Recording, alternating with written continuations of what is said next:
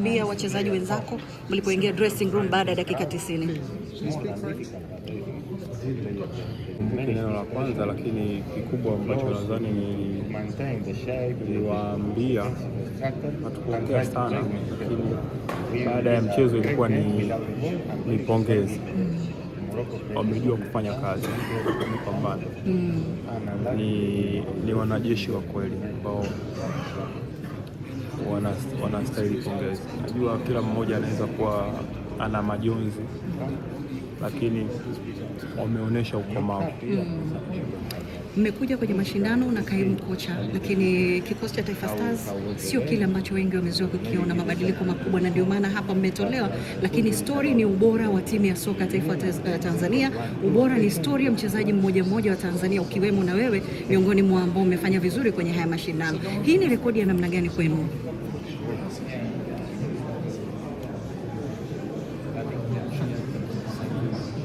Kosa jibu, kwa sababu umesema sio kikosi ambacho kilikuwa tarajiwa. Sasa sielewi kwa maana ya timu, mchezaji wake watu walishakata tamaa kwa muda sasa kutokana na matokeo ambayo Taifa Stars imekuwa ikipata kwenye mashindano mbalimbali, achana na CHAN ambayo ilifika mpaka robo finali. Nadhani mimi nakumbuka tulifanya, ilikuwa ni interview baada ya mechi ya Tunisia, sikumbuki nilifanya na nani, lakini niliwaambia kwamba inabidi Watanzania waanze kuona jinsi ambavyo kikosi cha timu ya taifa pamoja na wizara, federation na kila mtu anajaribu kutengeneza ubora kwenye kikosi cha timu ya taifa. Na ukiangalia kadri jinsi siku zinavyokwenda, inawezekana kwa macho ya kawaida huwezi kuona, lakini tunasogea polepole. Inawezekana hiki ni kitu ambacho kinawachosha watu wengi, kwa sababu mafanikio yanaonekana polepole. Watu wengi wanatarajia mafanikio ya haraka, naweza kusema hivi, lakini waendelee kutoa muda. Timu inapanda, na nilitoa rai kusema kwamba ipo siku, naamini mimi kama Mtanzania, tutafika wakati tutaanza kuwa na furaha na timu yetu ya taifa ya Tanzania kutokana na matokeo ambayo itakuwa inayapata ndani ya kiwanja.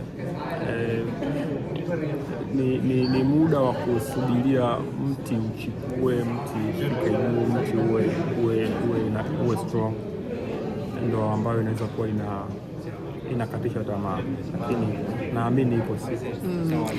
Kama ukiambiwa umzawadie mchezaji mmoja zawadi kutokana na mechi 4 ambazo amecheza, wewe kama kaka, kama nahodha, umefurahishwa na kiwango chake na mabadiliko yake na uwezo wake na msaada wake kwenye timu, ni nani ungependa kumzawadia zawadi hiyo?